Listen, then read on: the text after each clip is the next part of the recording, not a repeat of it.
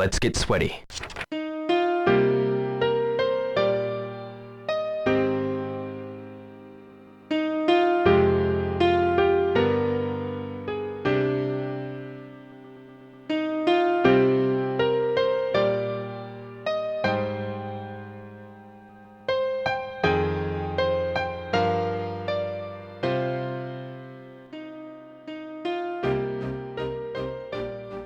Hello and welcome to the Shenmue Dojo show. I am James Brown, and as always, I'm joined by Megan, the superfan, Matthew Oliver. Do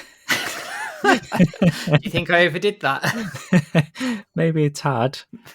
How's it going, man? All right? Yeah, not too bad, mate. Yourself? Yeah, not too bad. Not too bad at all. What you been up to? Been playing anything? Watching anything? Not a huge amount. I mean, I've been watching Cobra Kai, catching up on that. Ooh. Bloody good. I'm halfway through season 3 at the moment. Okay. So, and I know season 5's due out in the next few weeks. So I'm gonna try and get what I can in before I go to Florida, and then see what when I come back. And I've been playing the Turtles collection, which came out this week, and it's bloody good. Cowabunga collection, yeah. Oh yes. It's on my radar. I haven't picked it up yet. I've been playing a lot of Ghostwire Tokyo, which, was kind of recommended. I know Ezra Krabbe was going on about it quite a lot, showing images on Twitter and stuff, and it kind of it's a game that passed me by. I know it seems like it's passed a lot of people by, Ghostwire Tokyo, but I gave it a chance. Good recommendation there, and honestly, mate, it's fucking amazing.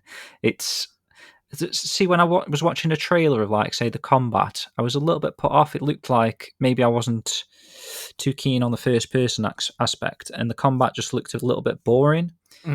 It feels so much better once you're playing the game, and the environments, if you're into Japan anyway, and, Tokyo area, this is, supposedly set in Shibuya, but it's basically a lot of Tokyo as well, included in there, and these bits and pieces that you might recognise if you've actually been there. And I just think they've just done an amazing job of the world, the atmosphere. It's kind of I don't know if you don't know the story, but it's everyone's dead, kind of. Okay. And there's just spirits roaming around, and it surprised me, really. And it's not just the gameplay. There's just a ton of different elements to it. I know you like Spider-Man, Matt. There's rooftop to rooftop traversal, and it's just unexpected how good it is. And just going underground in the subway sections, and little houses, little cottages. There's areas that are quite rural looking, and very villagey, and very Shenmue-esque, Sakura Oka style, and temples and torii gates. And I'm just having a lot of fun, and just looking at the visuals at the same time. It's quite spectacular, really. I see it reviewed well back when it came out. I saw quite a few reviews on it, and it's one of those games that I thought I'll see and maybe pick it up down the line. But there's recommendations going around everywhere about it. I'll have to pick it up and give it my 2 cents. If anyone else is out there that's skipped over it, please try it out, because I think you'll really appreciate it, especially our kind of community with a big emphasis on Japanese culture and stuff. And one of the big aspects that I've been really appreciating is there's loads of little collectibles dotted around. I think actually there's 130 or something. Oh wow. But as you pick them up, it's crazy. There's a whole history piece per item, so you'll be picking up things I've actually gone out my way and bought a daruma, which is this little it's a little pot thing. I think it's paper mache, but it comes with unpainted eyes, and you're supposed to paint the right eye, make a wish, and then when it comes true, paint the left eye, basically, and it just sits in your room. And there's different colours for one's for health, wealth, luck, security. Yeah. So I picked up a red one and a yellow one, I believe. Nice.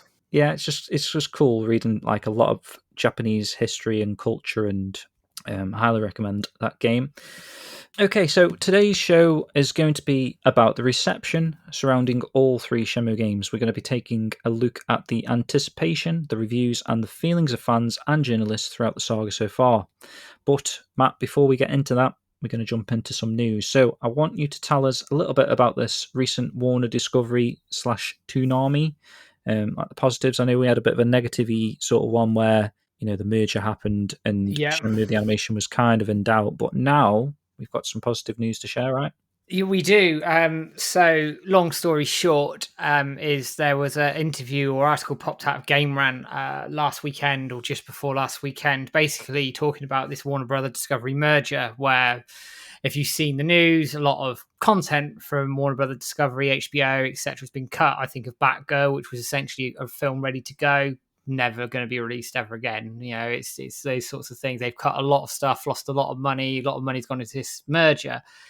However, when this all happened, we all assumed that everything was under risk. But this is not the case anymore, in that it's been confirmed through several sources now that Adult Swim and the Toonami block are not going to be touched by this merger whatsoever. Things will be carrying on as normal, which is amazing news for the anime because we know that they want to do the second season. And hopefully this sort of opens the door to those conversations starting, which is what we all want at the end of the day. To add to that, Jason DeMarco did an Ask Me Anything on Twitter, not just a couple of nights ago, if I remember rightly. And somebody asked the question about the Crunchyroll originals and whether they, with them being taken over by Sony, are now owned by Sony. And he said, yes, they are. So something like Shenmue, the animation season 1, and this might extend to season 2. I don't know what the terms of the deal were or were not. They might have to negotiate with Sony to get a season 2 off the ground, as well as Sega and all the other parties that are involved. So it's definitely positive news by all stretches, because it means now I think they can sort of relax and start thinking towards future content. And we know Jason DeMarco is massively keen on getting a second season out there. And he said it'd be greenlit already if this merger hadn't happened. So we might be in a position sort of behind the scenes where those discussions are at least starting to happen, and that can only be a good thing. That would be amazing. And do you have any idea if this kind of means anything for like a Blu-ray? Does Sony's involvement to this more likely or less likely to have a Blu-ray now? I don't know. I mean, I know that we were talking in the chat, in our staff chat, and Spags mentioned that a lot of the Crunchyroll originals hadn't had their Blu-ray releases yet. So whether that's come into it and they're sort of sorting that out separately, or having to deal with Sega as well, because Sega hold the merchandise right for the anime. As I say, you'd be mad not to with Shenmue. You do a collector's edition box, like limited run of 1,000 or something, they'd be gone in an instant. Yeah. Alongside like a standard release, it's just like printing money. It'd be mad. But I know it's still running in Japan at the moment. It's towards the end of its run on one of the TV networks over there. I can't remember who it was. So they might be saving things like that towards the holiday season, possibly. I don't know, but they need to do one. It'd be mad if they didn't, put it that way. Yeah, good stuff. Well, that's good news anyway, at least potentially positive we can take from that, I suppose. Yeah, definitely. Right then, moving on, Matt. Air Twister, if anyone's out there has downloaded it, playing it, they've got an Apple device, there is a new update you can download now. So this is version 1.10. Basically includes a brand new island, which is available on the adventure map with new game modes, outfits, and more to unlock.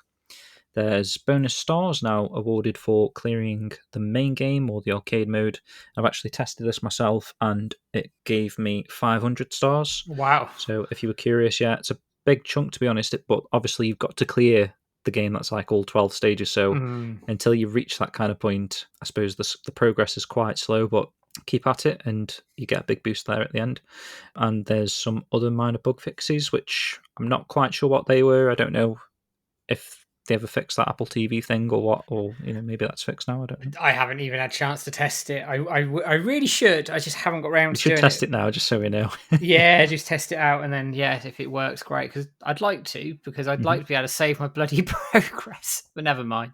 Yeah, for sure. So get that updated, and we've got a slight correction on the Air Twister soundtrack. I think we were suggesting it was out now, which it kind of is actually digitally, but physically, I think it was PlayAsia had the date on that we mentioned, but actually I don't know if PlayAsia's actually updated that or what, but we've actually pre-ordered it from a different site, right, Matt? Yeah, CD Japan we're getting ours from. Right. and I think it's due to ship towards the end of September from what I read. I mean, that might change as well. That's going to be a rare item, I think, that soundtrack, a physical CD of it, is going to be a rare Yeah. one.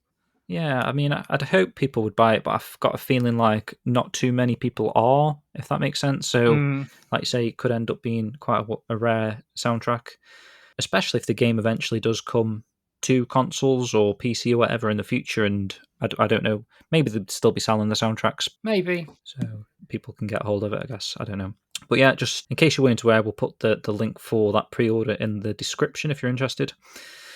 One thing I want to mention, Matt, is this 11-part series of Meow Village posts yes. on phantomriverstone.com. I don't know if he's doing more than 11. This is 11 as we speak, with parts 8, 9, and 10 in particular being amazing. They give a fantastic mental picture of how Meow Village, this area, would have been designed story-wise, how it would have fit into the overall Shenmue 2 storyline. I mean, this is insane stuff, really. This is on the back of the Game Jam demo that we spoke about a while back. Basically, what he's done, Switch has gone into the data on the disc, the subtitle data, for certain characters that would be potentially evolved in the Meow Village area, like that little boy with the duck stand, etc. And basically, there's a breadth of leftover dialogue between Rio and these said side characters that it's just insane, really. As you're reading these blog posts, you can picture how that plays out in the game, and I'm pretty sure there's more than enough information there to perhaps patch together like a fan mod, or at least a little Kitchen Brothers music video, Matt.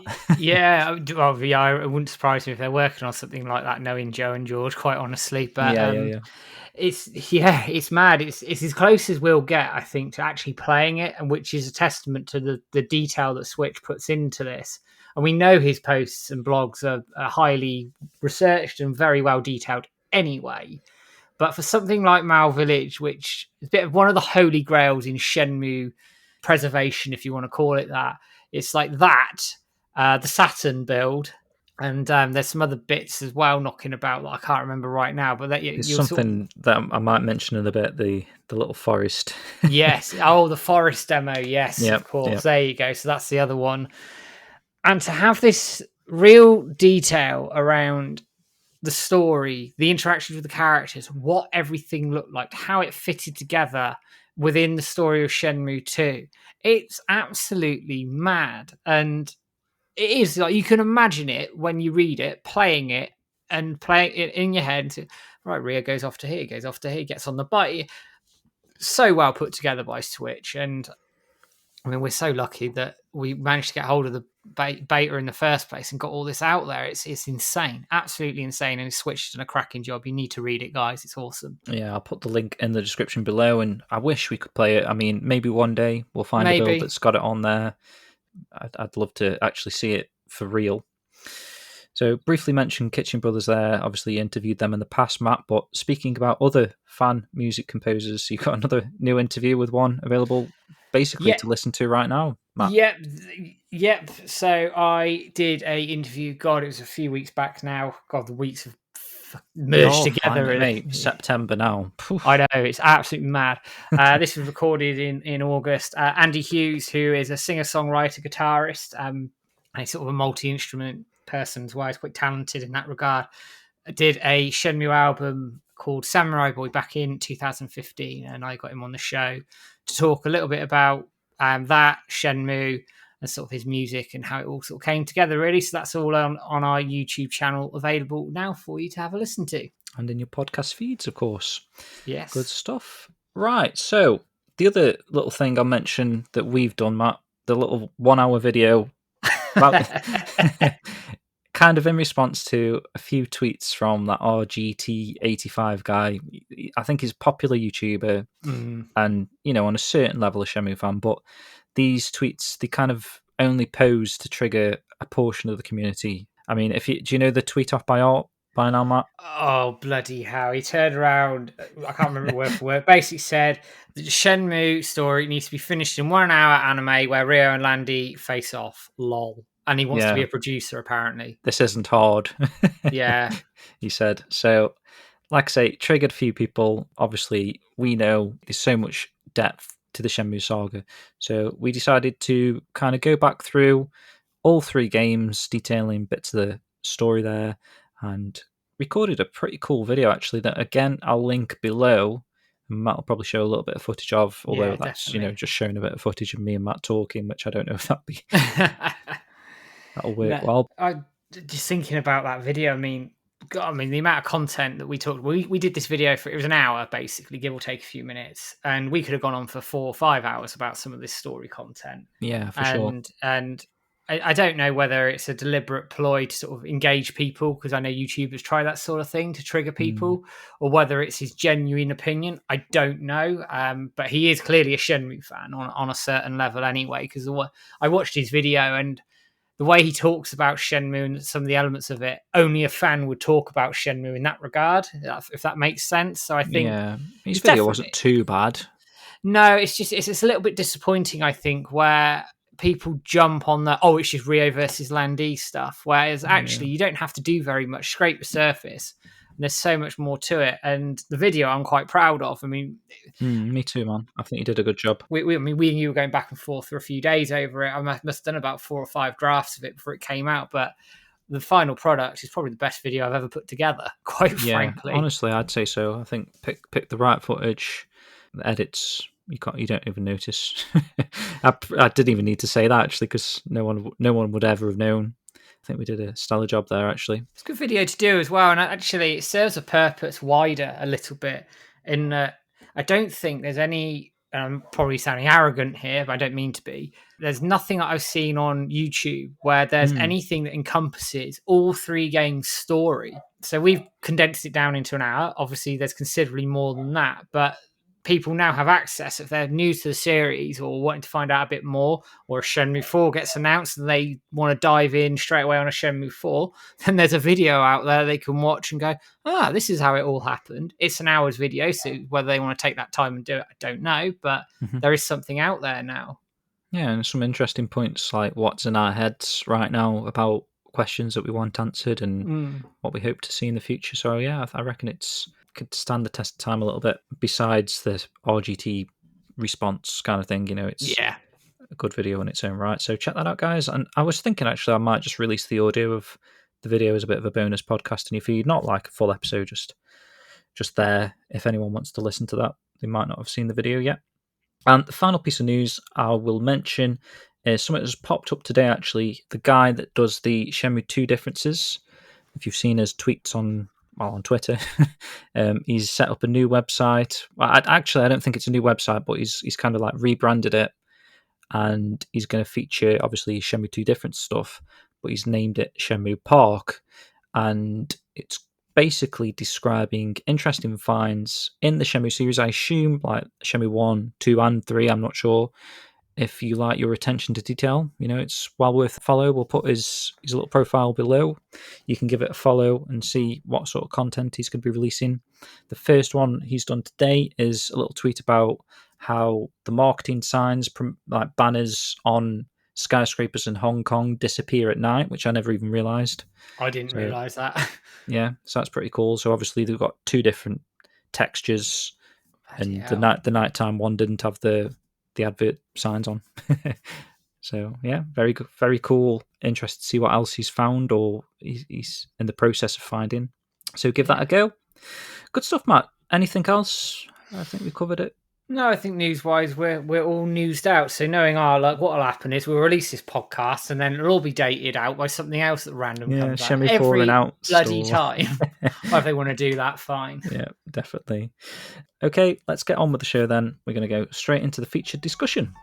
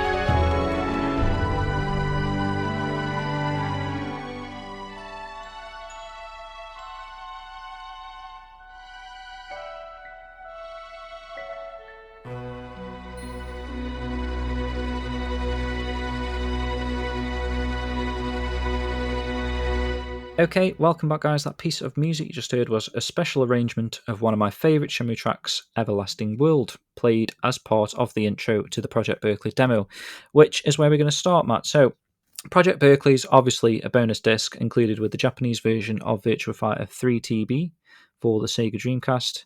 Basically, it's like a half an hour introduction to what would ultimately become Shenmue. It features Yu Suzuki discussing how he got to this point in his career. It's quite a nice history piece, actually.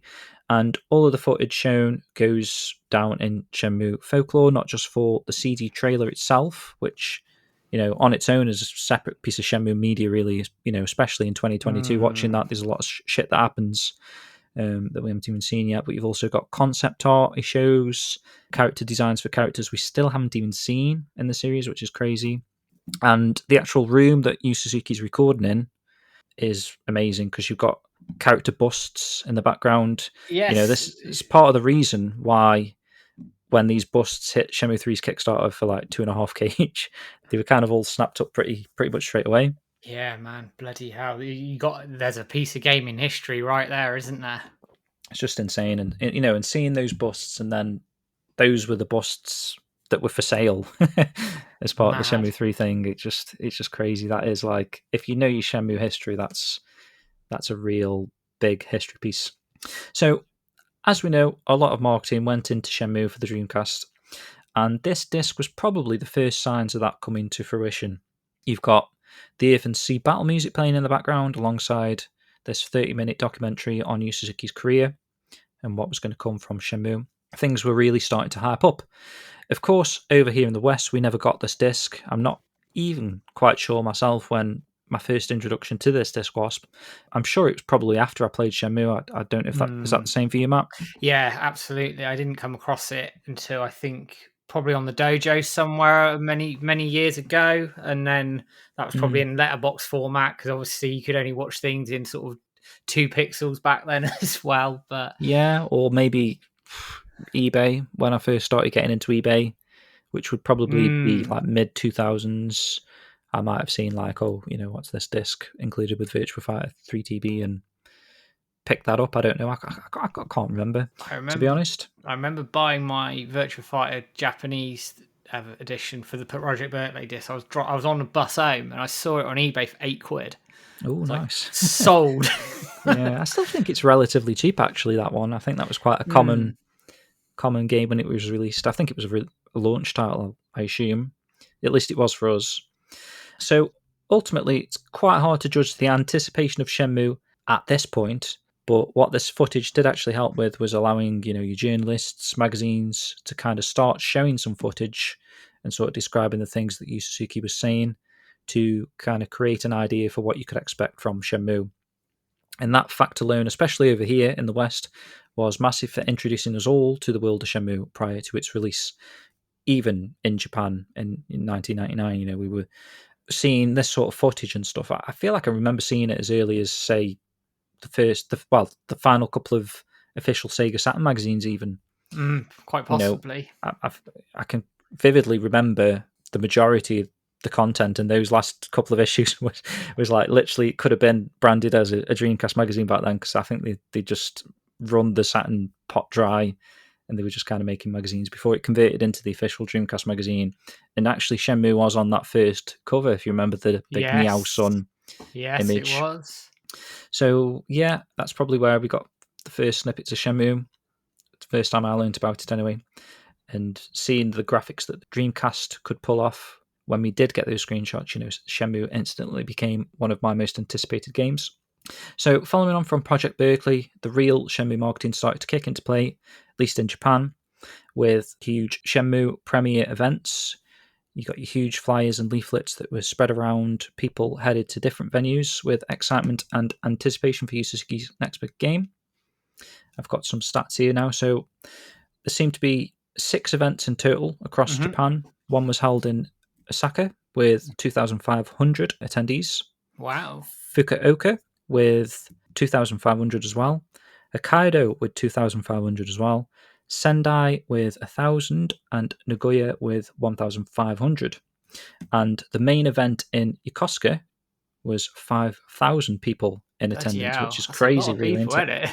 I mean, looking at the footage for this event at the venue Pacifico in Yokohama, which Matt can probably show a little bit of the YouTube version of this, you can see how huge this line of people was. I think it's crazy that this is an event for just one game. I'm not even sure that video games today have had their own event to promote their upcoming releases. You've got your game shows and conferences, but this was literally a whole event dedicated to one game. It's mad, isn't it? You got to think of back in the late 90s as well. It's all new territory. All of this sort of the way they're marketing this game. I think it was unheard of. I know they did it with Sonic 2 in America, didn't they? They did the tour, the Sonic Tuesday thing. They did the worldwide release on the same day and all that sort of thing. But this was another level, I think, of marketing, especially in Japan. And it's the excitement filtered down slowly to the West, but we'll come on to that shortly. Yeah. So a few people actually interviewed it. So this is a video you can find on YouTube. They're being interviewed whilst they eagerly await to enter, and they're questioned about what they hope Shenmue will be. So even at this stage, it's crazy. People don't know what Shenmue is. To gather such a crowd like this, you've got your 5,000 attendees and an audience excited to see what was to be shown. It just makes my mind run wild, imagining being excited about a game you don't even have a clue. It's just crazy, isn't it? So I've got a few quotes here from the attendees. So one man says, I'm not going to put any voices on, but he says, I'm hoping for a game that will be innovative and groundbreaking. Another guy says, I came along because I'm sure I'll experience the same feeling of awe as when Virtua Fighter 1 was released. No, it will be even greater than that. Wow. Okay, that's quite big words there. Yeah. I guess, maybe these people had seen that disc that was with Virtua Fighter 3. Could be Virtua Fighter fans in attendance and, obviously aware of the genius of Yu Suzuki. So people already seem safe in the knowledge whatever was to be shown was going to be great. You've got another guy saying themes such as friendship are an important part of the game, like it showed on the demo disc. So yeah, Project Berkley disc then. He says, children these days tend not to think much about those kind of things, and it's something I'd like to show them, which is quite nice. Does actually touch in that Project Berkley, there's a bit of a poem going on in like friendship and love and stuff like that, so it's probably where he's got that from. And then you've got clearly a fan of Yu Suzuki here. He's saying, since it's been made by Yu Suzuki, I made sure to come here early this morning. I'm really looking forward to it. Fair play. I mean, to be fair, we did all that in Monaco, queued up, didn't we, to meet the man himself, and get into get our stuff signed and all the rest of it. So yeah, I can relate to that a little bit.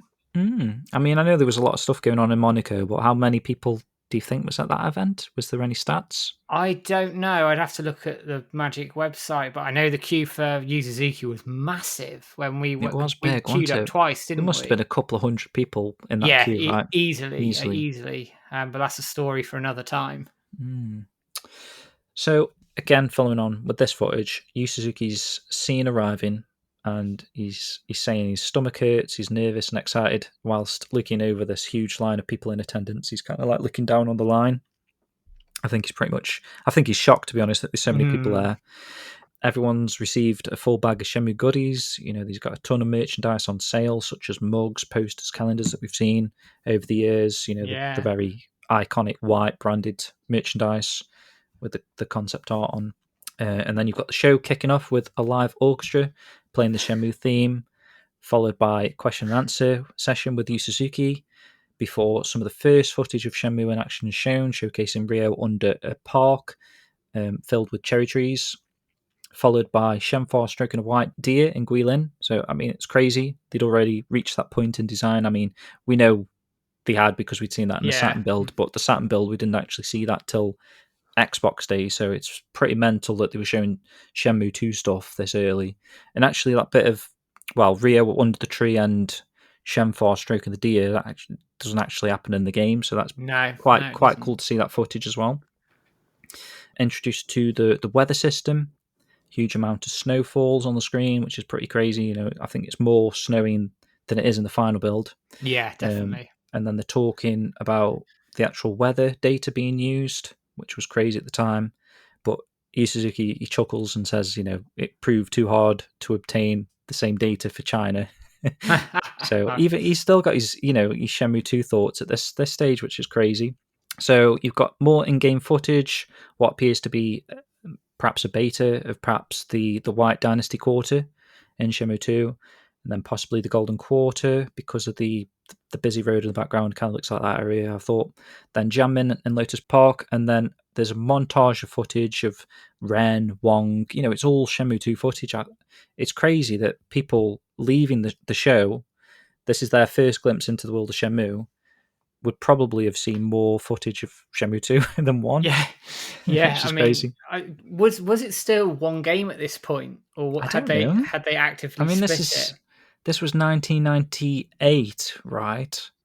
So They must have been. they That must must have have been split it by split. then. Yeah, it must be split by So then. close to release, yeah. But Wow. maybe because we know they've been working on them in tandem. Maybe Yeah, Shenmue 1 and Shenmue 2 were still being worked on in tandem. So maybe the team, maybe that's why there was so many people in that team. You've seen the footage of the offices and stuff. Maybe people were working on Shenmue 1 and people were working on Shenmue 2 quite elsewhere possibly. because they kind of like released just over a year between each other, which is unheard of really. Sequels Yeah, definitely. would take 4 years typically. I'd have thought, right? Yeah, depending on the game Mm. and what it is and the IP, etc. But yeah, I mean, yeah, it was a year. Shenmue 1 to Shenmue 2, it was around a year. It was crazy Hmm. they did it that quickly. But then I vaguely remember in interviews not long after Shenmue was released, he was talking about the sequel, saying, "Yeah, we're not far off finished it now. We're Hmm. polishing it. We've been working on it the whole time, that sort of thing." So they obviously carried that on once they split it into two games, and then they basically just took essentially a shell of it or whatever Hmm. it was, improved it where they needed to, and then released it because everything else was pretty much done. Yeah, well, as we'll get into when we get to your bit, Matt, where your first couple of articles, this is like, was it pre-release of Shenmue? Yeah, And the interview was talking about Shenmue 2 to Yu Suzuki, and Yu Suzuki's a bit coy. He doesn't want to talk too much about Shenmue 2 at this point, but he is talking about Shenmue 2 before the first game's even released. So that just proves that point, kind of. So this footage, again, you can see it on YouTube. There's no actual follow-up questions in this video with the people in attendance. Might have been nice to see what they thought after they've been at the event, but you can see people leaving with smiles. So that must have been good. So following on from this event, we come to Tokyo Game Show 1999. Right at the start of the year, this is, Matt. So I think the premiere events were like towards possibly the tail end of 1998. yeah, So they've had a few more months to work on the game. The Dreamcast had only been released in Japan for just over 3 months at this point. So owners of the new console would be excited to see what the future had in store for them at TGS. And one such area of the game show was again dedicated to Shenmue, complete with CRT TVs. You've got huge promotional artwork and even a full-sized forklift truck and motorbike, which is crazy. Marketing, Sega's marketing, that's where all the budget went. they blew it on Yeah, marketing. I don't know if they bought those things outright or just rented them. I don't know, but it's an interesting point. Marketing Shenmue, it's probably a podcast in itself, I guess, in some respects. But like, there was a lot of marketing that went into Shenmue 1, right? Shenmue 2 This is just the released. Japanese side, Yeah, mate. You've yeah. got things when it come over to the West as well. I know, it's mad. And like Shenmue 2 released with not much marketing fanfare behind it. Shenmue 3 had a bit, but not that much really. And then the only thing really that's had a ton of marketing and been quite successful around the marketing is the anime. I know we had the HD releases. We're going to talk about those a little bit later. But you look at effective marketing across Shenmue, it's probably Yeah, the first game in the anime. Everything else has been true. a bit And the anime was like nowhere difficult. near on this scale. You No, know, no, it wasn't. you're talking like trailers and stuff like that, but this is like full on events dedicated to It's what was to come, mad. which is mental. So this stuff, I kind of saw this footage. There's a video from Adam Dory actually. He's recorded some of the event. He must have been in attendance, which is amazing. I'd love to have been there. Tokyo Game Show 1999. So he's got, I think it was like a 20-minute video of him like walking around. First time I'd seen this footage actually. I don't know if you'd seen it, Matt. I haven't, I'm gonna have to Mm. watch it. I want him on the show anyway, so I'm gonna have to Yeah, watch it. like perk him up a bit Yeah. if we start showing his footage. But yeah, I mean, maybe we might have to ask him if we can use it, but we'll include some of the footage if we can as we're talking about this. So I've got some more quotes. So people who experienced Shenmue via a demo kiosk at this event had this to say. Some guy says it has beautiful graphics. It's really easy to play. It's as if you're actually there. It's in a different category from other games. It feels like a movie. Someone else says even the movements of the characters up until now, movements were jerky, but looking at this, it's as if people are actually moving about inside. When you compare Shenmue, right, I think that was the making of Shenmue video, Matt, where Yu Suzuki's looking, they're all sat around watching a TV, aren't they, of Final Fantasy VII. Yeah. And even, this is a game that, I don't know if it was released at the time and they had the footage or they were watching a trailer. I can't quite remember the timescale wise, but you're looking at Final Fantasy VII. It's not a patch on the graphics of Shenmue. So No. people in attendance at E3, they'll be at this Shenmue booth and it'll look nothing. It's on a different level to everything else at the game show, I'd have thought. And people playing it, and these quotes here saying like that. I'm assuming they mean the animations. It looks like someone's actually walking around. It's that good. I mean, it's so funny when you think about it. I mean, released in '99, right? Mm-hmm. And Final Fantasy VII, if memory serves me correctly, is around 97, 98. It was released. There's a year to 2 year gap between these two games. But the jump in the visual fidelity of the games is massive. Now, I know you've had a console generation as well in that, so that obviously comes into play, but it's night and day difference. And Final Fantasy VII is a hugely revered game. It's probably the best Final Fantasy game out there, even now.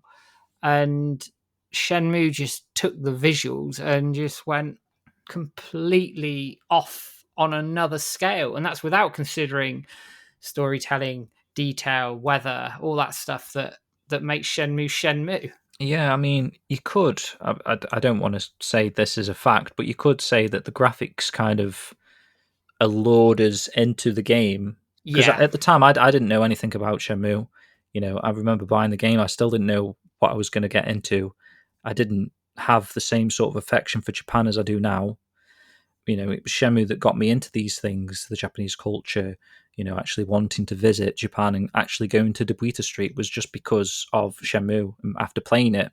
So I didn't know what I was getting in for. So it probably was the graphics at the time that were mind-blowing that I had to see what this game was all about. So the graphics kind of helped in the marketing aspect as well, that they were so good, people had to buy it. Definitely helped.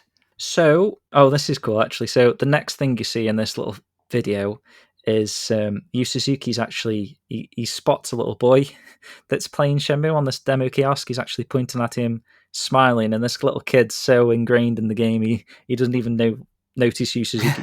He might not even know who Yu Suzuki is, but it's just funny seeing how full of joy Yu Suzuki is by seeing this little boy playing his game. That must be quite a heartwarming moment. Your creation there, and this guy's glued to the screen. So after this Tokyo Game Show, the Shenmue marketing continued as a huge Shenmue area was featured at a multimedia event called Network Jungle 2. So we briefly mentioned this earlier, Matt. Well, the Jungle demo when we were talking about the Holy Grail things. So this event was called DIGITALAND, and this was in early May of 1999. So this is reading from another Phantom Riverstone article about the event, which says Sega pulled out all the stops and promoted the game with video footage, stage events, merch, demonstrations, hands-on play, and even a special virtual exhibition demo which ran on Dreamcast hardware, which that is another holy grail of Shenmue folklore that we mentioned there. I'd love to play that build. Yeah, so it's would like I. A recreation of the event stage. It's just it looks crazy. It might not be much to it, but no, but I'd love it for preservation purposes, because that we see so many magazine shots of it, haven't we? But to build something specifically for that event, on top of making Shenmue 1 and 2, I know, yeah, it's mad. And that's not all. We'll get to it in a moment, but I've got a bit that says magazine reports quoted Yu Suzuki as saying people could look forward to seeing significant improvements since the Shenmue demos shown at TGS. So obviously they've been working on another few months since TGS. The game's improved. somewhat as well. So the event space was divided up into a number of forests which represented themed areas, and Shenmue was themed in the game forest area. So again, I'd highly recommend checking out this article. It goes into a lot of detail on all things found at the event, the demos, and one of them is actually, the Jimmy chase sequence and the Mr. Yukawa chase sequence. There's an entirely different chase sequence with Terry for some reason. So that must be like a pre-beta sort of build that they were showing off. And again, you've got many people in attendance at this event. You've got the character busts again. There's like a huge Shenmue doll that they had produced for this event, which is crazy as well. I don't know where that is now. These framed promotional artwork. And again, you've got people coming away with bags full of merchandise. So that kind of just shows people were still buying into Shenmue at this point. If I could go back in time, I would go to all these events because that is like a Shenmue fan's wet dream. Those three events, isn't it? Yeah. I mean, I go back to Monaco, which is a drop in the ocean compared to all of this stuff, isn't it? I mean, this is Hollywood film level, yeah. Stuff, I don't know if you could appreciate it at the time. I think like now knowing what Shenmue is and like how it's changed the lives, going back to those would make that off the charts, wouldn't it? Mad, wouldn't it? Yeah. So Shenmue's release was ultimately delayed slightly. People that had pre-ordered the game were treated to watch Shenmue demo disc. So that's why I was on about just Matt, where you were saying that they'd gone out of the way to create a demo for this event. They'd gone out of the way to create another demo because the game was delayed slightly. So it's crazy that all those people got a free watch Shenmue demo disc, which I'm sure only whetted their appetites even more. And that kind of leads up to the part that you're at, Matt. So, it concludes my little introductory segment. So we're up to the point now of Shenmue's ultimate release. So that was all the Japanese side of things there, and, little bits and bobs about the anticipation of the game upcoming. Obviously, it was released in Japan, I think, in 1999 that year, and we got it in the following year in 2000, I think November 2000. Yeah, that's right. Yep. So I know you've done a lot of research for the rest of the show, Matt. So before we get into that stuff, I'm just going to play a piece of music from the original Shenmue. Quite an epic piece, and this is A New Journey.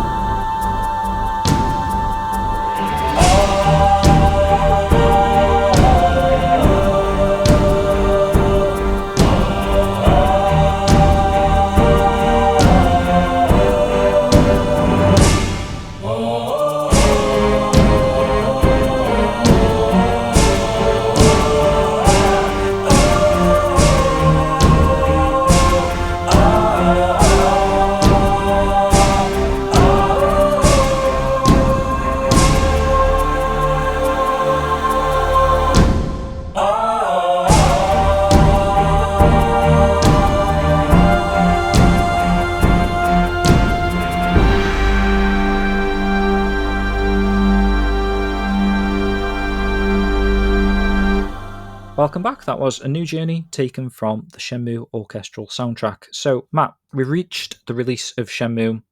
Where do we start? Well, we start in the West and America, and is where it all sort of starts, I guess. You're talking about E3 2000, and also a little bit before that, in November 1999, official Dreamcast magazine got hold of the sort of the news coming out of Japan that Shenmue had just been released at this point, and sales have been quite good as well. I think by January January 2000, it had met its sales targets for that period that it come out for. So to dispel any myth that it was a failure in terms of sales, Shenmue 1 wasn't. It cost a lot of money, hence why it never made the money back that they obviously hoped. Just putting that out there. You got that quote, haven't you, where they said like you need to buy 2 copies per Dreamcast or something. I don't know what that was based on. Yeah, whether that was like the entire run across the world, or I don't know, but it's still quite a lot. I mean, it sold 1.2 million copies, so it did pretty well on Dreamcast. But anyway, considering Dreamcast was like the niche console as well, to a it certain extent, it was a big deal. It was a big deal, Shenmue, at the end of the day, and I do think a lot of these sales were probably driven by the hype, the marketing. I wonder how many Dreamcasts were sold based on Shenmue alone. So like obviously Dreamcast essentially failed, didn't it? You know what I mean? They kind of packed the bags and they went third party rather than producing consoles and stuff. But really, the Shenmue sales and stuff, kind of like, it's not just Shenmue itself, is it? Because it could have sold Dreamcast consoles because someone's got to buy a console to play that game. So, I mean, that could have been a factor in the success of the Dreamcast to a certain extent as well. It could have been. I mean, there are copies, I think, Japanese Dreamcasts that had Shenmue artwork and were bundled with them, I think, in Japan, but someone who's a better gaming historian than me will correct me if I'm wrong, of course. No, there is. They did do like a limited edition with the there we go. I knew I'd it. seen it somewhere. I wasn't making it up. So that's always good that I wasn't completely going mad. But yeah, I think it would have driven some sales for the Dreamcast. I'd be surprised if it didn't. Obviously, you can't put a quantifiable number on it, but just by all the hype that was coming out in Japan, and actually it fed its way west. It really did. The Western magazines and websites at the time bought into this. I mean, when you consider some of the press Shenmue 3 got, some of it was deserved, some of it wasn't, of course. Mm-hmm. They were buying into this game back then massively.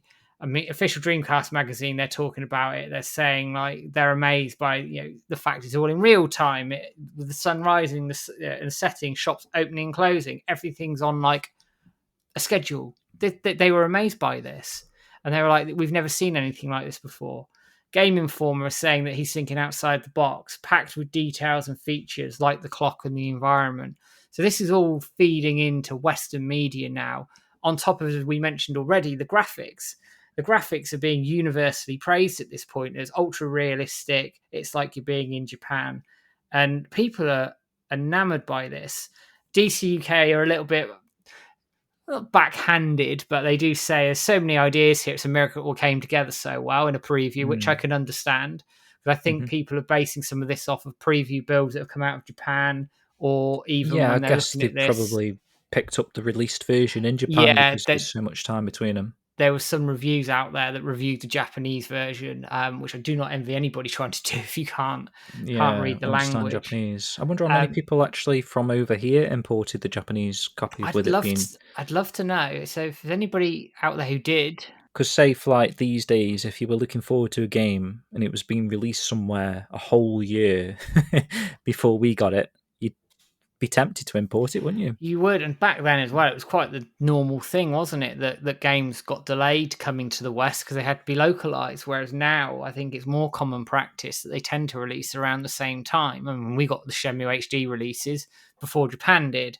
I think it's partly because Sega Europe led on that, but we'll come to that a bit later. So sort of late 1999, early 2000, the UK magazines are picking this up and they're running with it and they're really excited by it. We sort of then fast forward into sort of E3 2000 at this point, and there's a couple of interviews that IGN did back in the day when IGN were a bit of an indie type page, and they were quite honestly quite big fans of the Dreamcast, I think, back then. And they're talking about Shenmue, and they're saying that it's mad, 500 characters that you can talk to, gameplay that's multifaceted and easy to get into. You can talk to any character that you want by pressing the A button. People will initiate conversations, they're all playing to tell you to go away, and they're presented in context with instead of the same speech every time. Now that's massive. When you think of games like Zelda, Ocarina of Time, Final Fantasy, you talk to a character, and after a while they'll just keep reciting the same shit. Yeah. They just do. Shenmue, it changed as to where you were in the game for every character. Now, it might be nuanced a little bit, and they might have cut a little corner here or there to do it, but the conversation changed. A character would go from being quite helpful and knowing about something to actually, no, I don't. However, why don't you go and talk to person, blah, blah, blah. It is crazy, isn't it? These probably conversations we still haven't discovered because you have to be somewhere at a certain time in the story talking to a certain character. I know Blue Moo's done like a lot of like just chatting to random characters at certain points, but the dialogue, the amount of dialogue, and when you hear people like, it might have been like Corey or Matsukaze-san, when they're talking about all the different lines, they were like told to reply loads of different times, like the same response, but just different intonation and just a slightly different phrasing, like an I see or Yeah. I see, you just slightly different changes. And I just can't imagine how anyone pieced that all together, when they were building the game. It's unheard of, isn't it? But then when you think about games now, this was the first real, in my view, AAA title for what it did, open world, free, whatever you want to call it.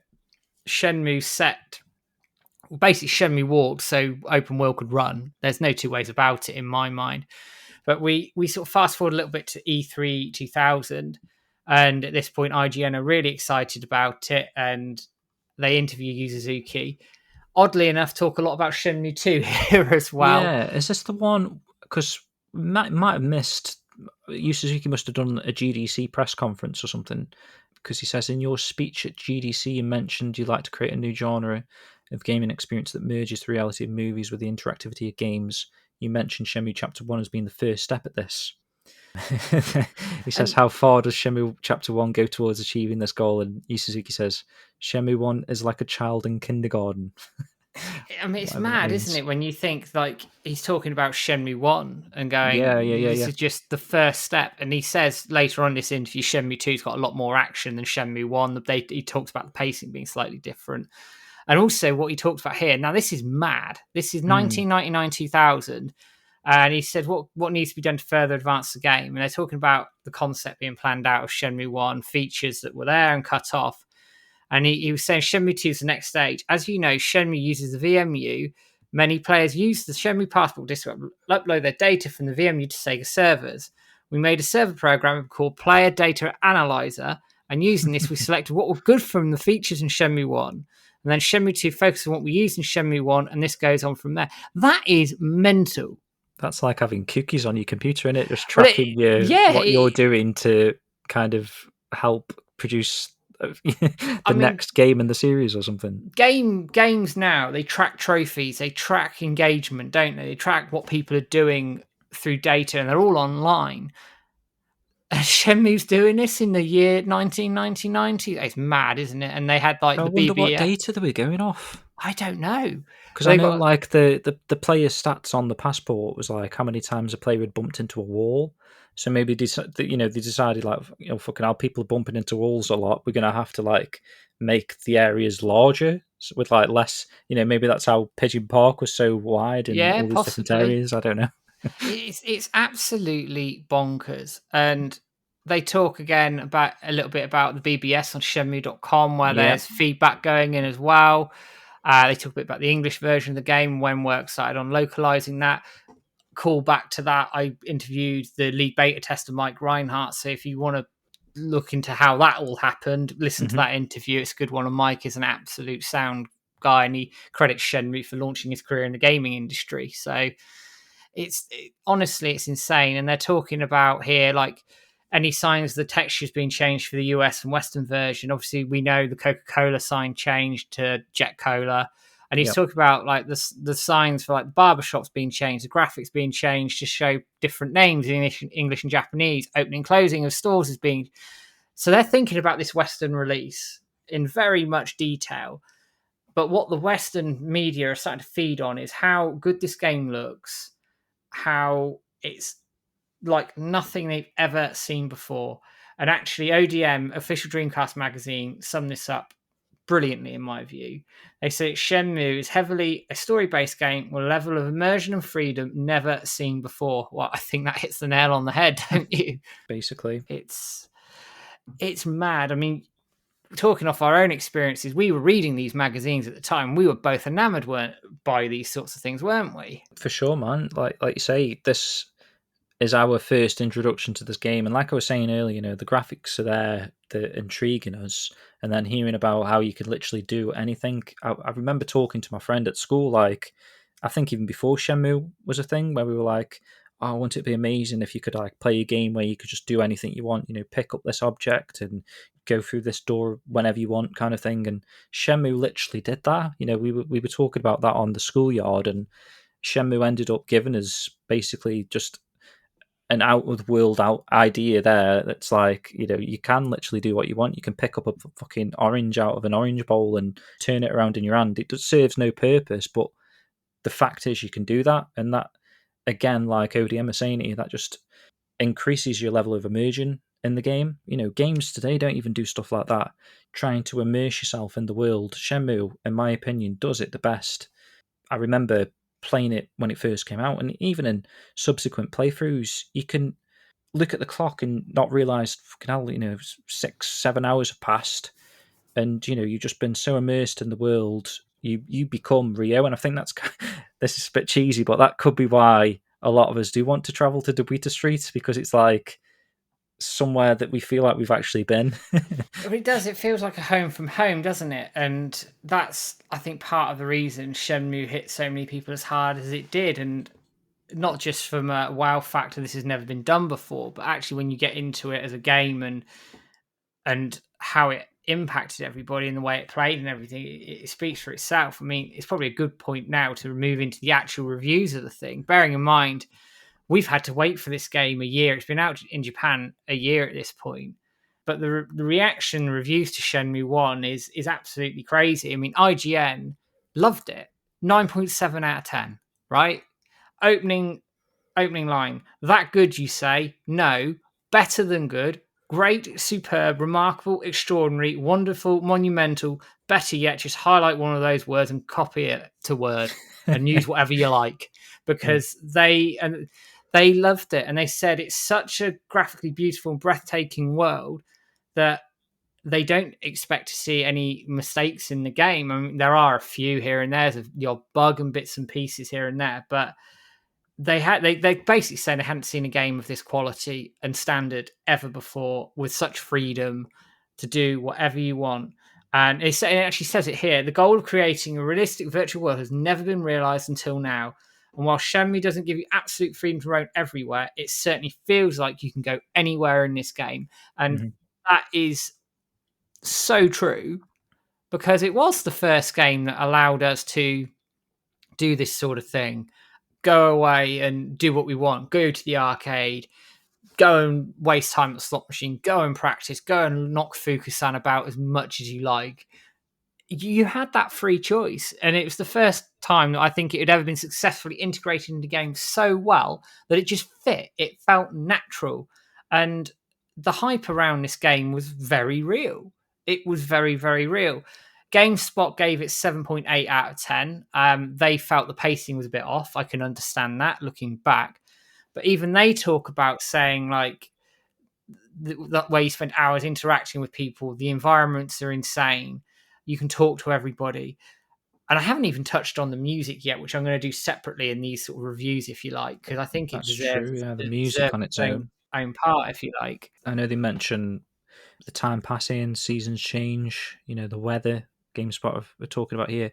I do find it funny. I mean, we might come to it when we talk about the Shenmue 1 and 2 collection. Yeah. I noticed a lot of people were like put off by the time system, the in-game time system, as though like, oh, I hate games where you've like constrained by the clock and this sort of thing. But actually, I think that's couldn't be far from true in Shenmue. Like, I don't ever feel pressured by the in-game top clock. There is a few events that are based on a schedule, like meet someone at 3 p.m. or something, for example, but there's no real fail state for not even attending. A lot of the times, like, Rio might automatically jump to that event, so you never really have to worry about the clock, and the bad ending's so far away. Literally, you have to do the day skip to get there because Yeah, because you'd there's no never do it. way, You'd never do it in a normal cycle of play, would you? no chance. So, It's the clock. I think was criticised in some respects because there were certain events you'd miss or you'd struggle to get to, like the Charlie, not the Charlie fight, but the Tony Smith fight in the car park around the arcade. Now it depends on who you are. It's not entirely clear in the notebook how that happens, I guess. So I can see it. Whereas Shenmue 2 sort of had the wait feature in there as well. well, that was the biggest complaint, wasn't it, at the time? And Shenmue 1 was like, you were waiting around too much. Obviously, for us, that was like, I loved it, but I loved yeah. it because that, you immerse yourself in the world more, don't you? You've got something happening at a certain time. So, I'll go off and talk to this character. I'll go back home, have a chat with Fukusan, or, spar with him, have a look around the house, draws. Oh, found a torch. That might be good for later batteries. We'll go to the arcade and then, time just passes because you're so immersed.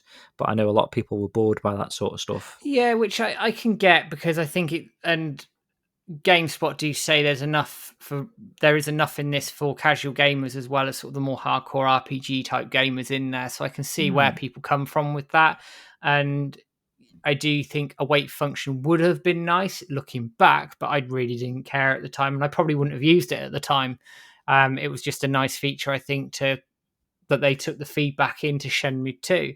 I prefer actually that there isn't a wait feature because I've said it before, but like when you're presented with an option that's like wait or don't wait, you kind of feel like you have to wait. Do you know what I mean? It's a daft thing, but it's like if someone offers you something, you're more likely to take it, aren't you, than if it's not there at all. Yeah, I see your point. And even in Shenmue That's 3, just me though. Yeah, they did it. They had like a skip to whatever. Now, when I did my first playthrough of Shenmue 3, I didn't skip to anything. I'm taking my you time force here. yourself not to. Yeah, Yeah, but it's difficult sometimes. it's getting in that mindset to do it, I think. But gaming now, I think, is encouraged a little bit to sort of hit story. But I like the choice. I like the fact that if I want to skip, I can.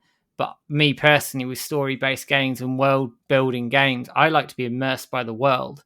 And Shenmue's world did this. Every review here completely agrees that the world building here was absolutely revolutionary and still is even today, I think. And I mean, official Dreamcast magazine UK gave it 10 out of 10. I know they did a lot of features on it leading Perfect up to it score. as well. Not just because it's official as well. They were quite harsh on some of the games, so yeah, they were notoriously on some of them as well. Games Master 94%. It's a killer app that had us hooked from start to finish. It'll be a game that is remembered forever and held as a benchmark against all future graphic adventures. And I think it absolutely was, despite what people may think of Shenmue now in some respects, in some circles, in some casual gaming circles. You certainly know what it is, put it that way.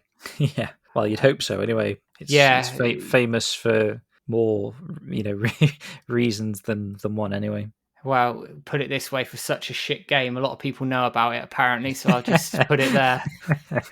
That's true. Forklift Simulator. Yeah, Forklift Simulator and all the rest of the shit it gets. And some of it is fair, don't get me wrong. I'm not bleating on about it, but the fact that even now Shenmue draws a reaction from gamers across all sort of breadths of walks of life, whatever you want to call it, is testament to the impact that this game had. And all the reviews out there said this is a benchmark. This is a watershed moment in gaming here. Official Dreamcast Magazine US is saying, do not miss this. Do not miss this. Because you'll regret it. And it's Shenmue is credited for pioneering game technologies, the environment. That quote just above there, Matt. So this was from DC UK. They said, interactive move, virtual reality, whatever you want to call it, there's really nothing like Shenmue. Exactly. This was like, I know virtual reality was around in this sort of year, but this was like pre that technology taking off, and This didn't exist. It comparing it didn't. to It that didn't. It in a didn't sense. exist. It did not exist. And whatever you think now of Shenmue, and love it or hate it, and I do think it does draw strong opinions. You cannot deny how influential this game was. And now we talk about the music. The soundtrack for this game is in the Classic FM Hall of Fame, for God's sake. It's crazy. And going to IGN's review here, they say like the music in Metal Gear Solid was great. Yes, it was great. Metal Gear Solid, if you've never played that game, you must play it. It's excellent. Chrono Cross as well, great music. But Shenmue does it better, not because of just the composing, but it's not overused. It's done at the right times. It's like a Hollywood movie. And that's what they were going for here. They were going for something bigger than a Hollywood movie, with the music, with the score, with how it all linked together. The music was written for this game, and it was written specifically for scenes. They were working on, they'd have the scenes playing and they composed music to them. You do that in films. This was unheard of in video games. And the music it's Breathtaking, unreal. isn't it? Yeah. And you got your soundtracks at the time, the orchestra soundtrack, the original soundtrack, the jukebox soundtrack. You've got those little promotional things, like I say, and some of those early events, they even had a live orchestra playing Shenmue's theme. Yeah. I mean, that must have been insane. I mean, you come back into it comes back into the marketing here. Like, all the magazines have loved it at this point. It's been pretty much 9 out of 10, 10 out of 10 across most of the mainline publications. From these that you picked out, and this is quite a lot of different, journalists and different magazines. You're talking an average of got to be a 9, hasn't it? Really, out of that, Yeah. if you were averaging those scores, which is massive, really. It's huge. And then they kept marketing this game as well, like with all the merchandise, the soundtracks, all this stuff that fed into the hype around Shenmue, drove its success for the first game. Now, people obviously dropped off because it wasn't for everybody. And Shenmue 2's marketing, let's be brutally honest about this, it was non-existent. It turned up in Japan. We got it in Europe somehow by hook or crook. And it never happened on Dreamcast in the United States, and went to Xbox with pretty much no real marketing campaign to it. And they wonder why it didn't do so well. I think that's got to have damaged it. Absolutely. So before we get into the Shenmue 2 section, Matt, see if the opinions changed, or, what actually happened to feedback when we reached Shenmue 2. Let's have a piece of music to split the show up a little bit. So I picked out a piece of Shenmue 2 music actually before we get to that segment, and this is it's entitled FANGMEI'S Final Scene. I'm not sure which that would be. Would that be maybe when Ryo's actually leaving? Possibly. Or it could potentially be linked to one of the events, like the birthday event or something. It's not a very common piece of music. So yeah, let's listen to that now.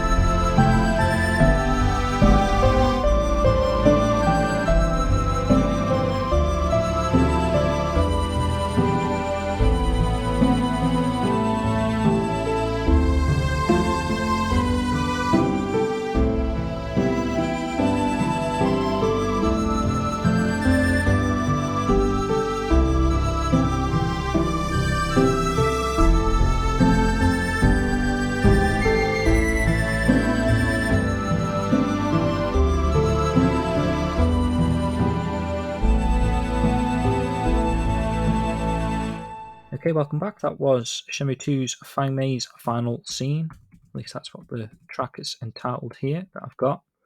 So, Matt, you want to go into the Shenmue 2 stuff now? Yeah, I mean, Shenmue 2 is an odd one. Before I sort of dive into some of the reviews and things of it, in that we saw a lot of this game before we knew where it was, if that makes sense, because it was a lot of these shots, footage, whatever you want to call it, were in the magazines years before Shenmue 2 came out, and they were talking about Shenmue 2 at E3 2000 and even back in 1999. I wonder if there's anyone that picked up Shenmue 1 and were like, "Wait, man, where's all this? Where's this forest?" Yeah, quite possibly, because I mean, you think about Ren, for example, who features quite heavily in some of the early footage. You don't meet him till sort of And people were like, Shenmue. Niao's son. Who's this? Yeah, you don't even see her in Shenmue 2. No, you don't see her at all. You meet Shenfire at the end of the game. It's mad. But Shenmue 2 didn't have the marketing hype behind it at all because the Dreamcast had died. And straight up, I found it a lot harder to find articles for Shenmue 2 reviews because the Dreamcast had died and it shifted to Xbox. And I think it just, in some respects, slid under the radar. So, did you actually find any US reviews of the Dreamcast version, or was it all? I found European? Found a couple, not many, but I found a couple. Okay. So the first one I got is from TVG, and they gave it 90 out of 100. They said the big improvement is everything's a lot less linear, and it feels like your actions directly influence Ryo's progress through the adventure. And they're talking about the branching paths that Shenmue 2 has here. So, if you fail a QTE, you don't necessarily have to redo it. A different scene happens. Like, for example, that one in the park where you're doing the Chaoran signs in Hong Kong. If you go to Manmade Park, get beaten up, you end up back at Ewing's, and there's a different cutscene for it. That stuff's crazy, isn't it? Really, that's like your first glimpse of that kind of gameplay mechanic that is quite prevalent in games like your Detroit, where you make a decision or a bad decision and it affects perhaps not so like the overall plot, and that's probably the same for Detroit. Like the overall plot's the same to a certain degree, but this is like it's changing how that player is witnessing the game. So I don't even know if I went to that Mammo Park scene the first time I played Shenmue 2. It's like subsequent playthroughs where you discover, and it's kind of what keeps us going back for more, because every playthrough can be a different experience to a certain extent. Yeah, it's mad, isn't it, that you've got all this, the options for the player, and what Shenmue does and what I love about it, and I love about gaming back then, is it doesn't hold your hand to do it. You discover this stuff naturally. Each playthrough, in theory, could be different. Yep. You talk about Detroit and the heavy rain, who have like 15 different endings, and if you do certain things a certain way, it changes it, and it does. But they hold your hand in some respects, where you always got your list of options, haven't you, around the dialogue that happens. Shenmue, I don't know, you can stumble across this stuff just by pure chance. And just I love that. Into an area at a certain time, and you get a different cutscene, and I remember actually there's one that's like not quite common. You're just wandering around Aberdeen, and you get Joy on the motorbike, and that guy takes a photo of you and Joy.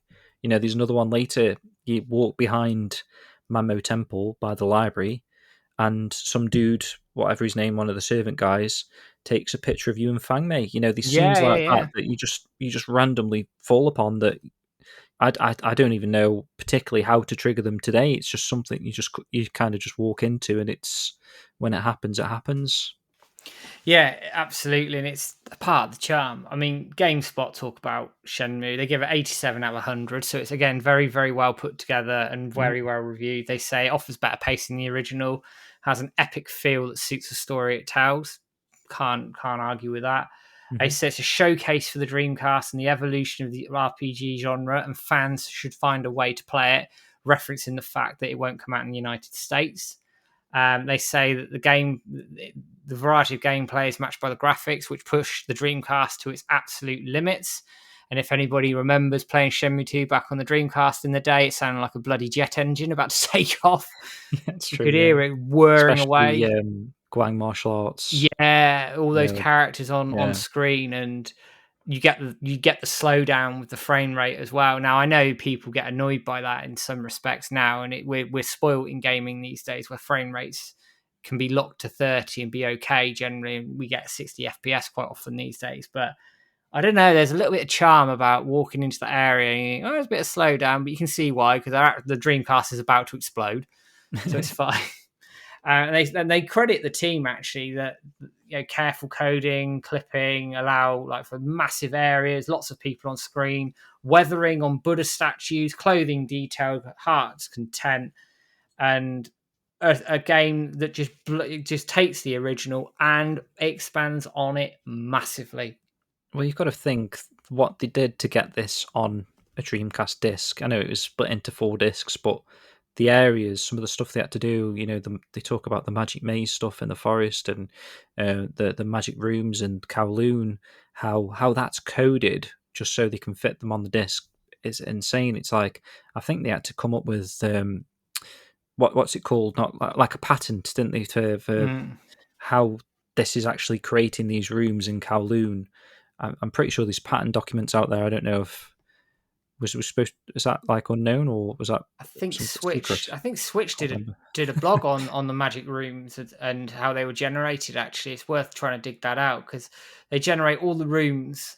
Like as you go as you open the door, the room is generated. You go in, and how many rooms are in Kowloon, for Christ's sake? Yeah, exactly. So the rooms aren't prepared in a sense, like set. There's a code that like makes It just things does it. appear. Yeah, just but to give that effect that those rooms are there in the game, and people are living there. You got beds and furniture, and it just adds to the immersion. But just some of the techniques they had to do to pull It's Shenmue 2. crazy. It's crazy the fact this runs on a Dreamcast, and this sums it up, I think, very well from GameSpot. And they say it's a shame that it will never see the light of day on Dreamcast in the United States. Its level of polish, technical prowess, and creativity make it one of the Dreamcast's finest titles. Fans of the series owe it to themselves to track it down and play it via Japanese or European import. It's that good. Hopefully, it will shine just as brightly when the Xbox version is released. When you were talking to Mike Reinhardt, Yeah. was did he mention about like a US version that they were? He didn't know. Obviously, No. we know through the betas that have been put out there since, through Lauren and Lemon Hayes and ourselves at the dojo, that there was a Dreamcast US version that was pretty much near completion. Yeah. And you can download that from Lawrence's page. We can put the link in the chat and in the comments rather. But Mike never mentioned anything of it other than that they outsourced the beta testing for Shenmue 2 for the localization, so his team didn't deal with it. But he was in on the meetings in marketing when they were talking about what was going to go over to Xbox, and Shenmue 2 was obviously on that list, which if I ever get Peter Moore on the show, I'd love to ask him about it because he was involved in that. I mean, he gets a lot of stick for it as well. Yeah, I understand both sides of the argument. I mean, he could have had, I don't know, again, if it was marketing or whatever, but if Shenmue had been a success on the Xbox, maybe we wouldn't be where we are now, and we could have experienced the saga already on the original Xbox, but obviously something didn't quite work out in that regard as well. So I don't know if that's Peter Moore's fault or not. I don't know. I'd love to talk to him, get him on the show and talk through all of that because I think he'd have a very interesting insight, providing he's allowed to talk about it because there might still be NDAs involved, etc. True. Yeah. Dreamcast Magazine just say the game story is one of the high points. It has many aspects from the first games, also lots of different ones, but also contains a lot of parts related to Japanese, Chinese, or martial arts culture, and it's everything a sequel should be and more. Gaming age say it was an incredible experience from start to finish. The core gameplay formula isn't different from the first game. We'd agree with that. But it's packed with more action and improvements. So many, in fact, that he gave it an A. It's not a game for everybody, but it's one of the best gaming experiences out there. IGN reviewed, the only one I could find was a review of the Xbox version, and it got 8.3 out of 10.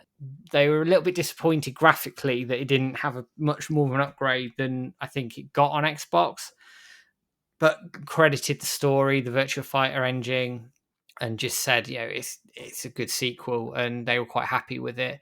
So do you think that would have got a bit bigger score if they'd have covered it on the Dreamcast? Yeah, I think it probably would have done, if I'm being honest. I couldn't find anything from IGN for a Shenmue 2 review on Dreamcast. Now, there might be one out there, and if I've missed it, by all means, chuck it in the comments, but I couldn't find anything when I was researching this. What's Um, interesting is like how they kind of rate games. Obviously, this is the sequel to a game that they rated, was it a 9.7? So, what is in the game for them to rate it so low? I mean, obviously, maybe the Xbox and the graphics not having a significant upgrade is a factor if they're talking solely about the port.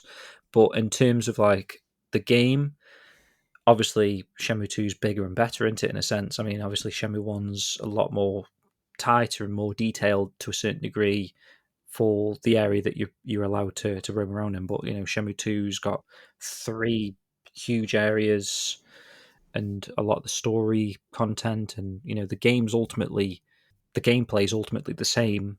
mm. So what's with the big dip in score? Do you think? Some of it relates to the money barrier that Shenmue 2 has. When you Mhm. think you need $500 to meet Ren, and then Okay. $500 again to Was do. there not a money thing in the first game, like with the? No, because the There wasn't, job, was there? you just needed money to waste your time basically and do what you like Yeah. in Shenmue Yeah. 1, and you got the job at the forklifts as a part of the Mad Angels storyline. But here you had to get money to progress the story, and they were a little bit critical of that. I mean, Shenmue 3 does it as well, for anybody who claims that Shenmue 3 is a waste of time because there's money barriers here. Well, Shenmue 2 did it as well. And I think they're IGN, in trying to fairness, force you to do the gambling. yeah, yeah. So Stuff like that. they just felt that was a bit of an annoyance, but they said the story was really compelling, and they didn't want that to detract from the story, which I can understand. I get it, and it was a change of gameplay mechanic, which does make it more realistic in a sense because you do need money. Oh, okay. I just read that little quote there. So the story is compelling, and I'd much rather spend my time doing something to bring me closer to the truth about Landy and the two mirrors than have to spend time moving boxes. So yeah, I get it. I get it. I mean, it is easy to earn money, especially when you learn how to save scum. But anyway, we'll leave that there. maybe they So, didn't know to do that. well, maybe not. And I remember moving boxes and gambling money and arm wrestling for the money, but there was a lot of things to do to get money. I just think it was maybe not for everybody, but generally Shenmue 2 was very well received, and from a story perspective, obviously we know it moved things on drastically from Shenmue 1, and everybody again was universally, I'd say it's probably getting around a 9 again, give or take a Well, few points either way. yeah, But it was very well received. It just didn't have the marketing behind it. Some people would have dropped off, obviously, from Shenmue One, who weren't quite into what Shenmue was about. Fair enough. And it was on a dead console, and with all the greatest respect in the world, there was no marketing for it on Xbox. It was shit marketing. It turned up in a shop one day from when I saw it on Xbox. I didn't even really know it had been released. Picked it up because we had an Xbox, and that was it, really. And I only got it because it had the English voices on it. That was it. true. Me too. Well, yeah, and I was probably getting into the collecting aspect then at the same time. But you talk about the drop off actually of people.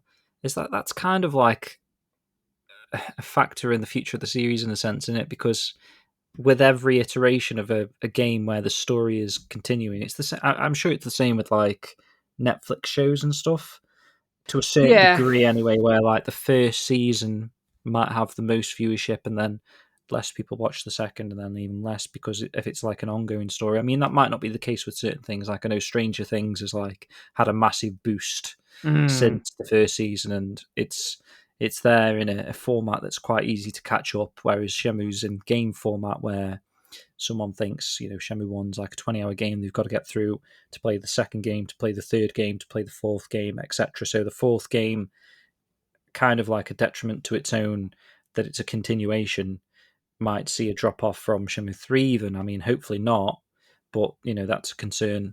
Yeah, and it's something they've got to consider going forward. Is how do you get people to play what will be a fourth entry or second entry, third entry in a game when you haven't played I mean, played the Yakuza did originals. it by releasing a Yakuza Zero, didn't they? Basically, they did that They did. to They get did it. a kind of a fresh fan base, and that kind of like worked for them. I mean, Yakuza Zero is excellent. Yeah, Absolutely. Again, if you haven't played the Yakuza series, I'd recommend Zero because it is honestly such a good game.